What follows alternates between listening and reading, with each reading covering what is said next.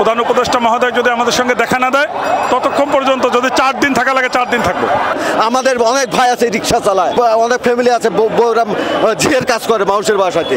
BDR হত্যাকাণ্ড একটা জাতীয় ইস্যু, যাওয়ার কোথাও পথ নাই, আমরা রাস্তায় এসে দাঁড়াইছি। আমরা শহীদ মিনারেই আছি। আমরা চাচ্ছিলাম সরকারের সাথে কোনোভাবে যোগাযোগ করার জন্য, সরকার আমাদের সেরকম পাত্তা দেয় নাই। জাতীয় একটা ইস্যু নিয়ে সরকার এ পর্যন্ত আজ 10 মাস চলে যাচ্ছে, কোনো প্রকার সলিউশন দিচ্ছে না। আমরা কত সহ্য, 17 বছর ধরে আজকে রাস্তায় রাস্তায় ঘুরছি, কাঁদছি, কেউ আমাদের কথা রাখেনি, কেউ আমাদের কথা শোনেনি। আপনাদেরই তো আমরা ভাই, আমরা কিভাবে জীবনযাপন করছি তা আপনাদের কাছে বললে আপনারা বিশ্বাস করতে পারবেন না। আমাদের অনেক ভাই আছে রিক্সা চালায়, অনেক ভাই আছে, অনেক ফ্যামিলি আছে বউরা ঝিয়ের কাজ করে মানুষের বাসাতে।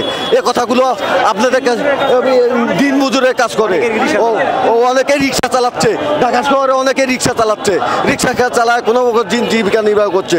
এক উদুর বিন্দু বুদুর গাড়ে চাপিয়ে ফ্যাসিস হাসিনা আজ পালাইছে এবং সেই ফ্যাসিস হাসিনার বিচারকে কার্যকর রাখে ফ্যাসিবাদের ভূমিকা এ গভর্নমেন্টও পালন করার চেষ্টা করছে। স্বরাষ্ট্র উপদেষ্টার সাথে সাক্ষাৎ করার কথা ছিল, স্বরাষ্ট্র উপদেষ্টা সাক্ষাৎ করে নাই। এবং সেনাবাহিনী এবং বিডিআরের যারা ব্রিলিয়ান্ট লোক ছিল তাদের ছাঁটাই করাই ছিল বিগত সরকারের উদ্দেশ্য। প্রথমে পিলখানায় যে গণ্ডগোল হয়েছে এইটাকে এটাকে একটা বিদ্রোহের দিয়ে বাহির ইউনিটগুলোকে ছাড়ে দিছে, যেগুলা সচেতন সৈনিক এবং অফিসার করছে তাদেরকে পরবর্তীতে ধরে চাটাই করছে এবং জেলখানায় পাঠিয়ে দিছে।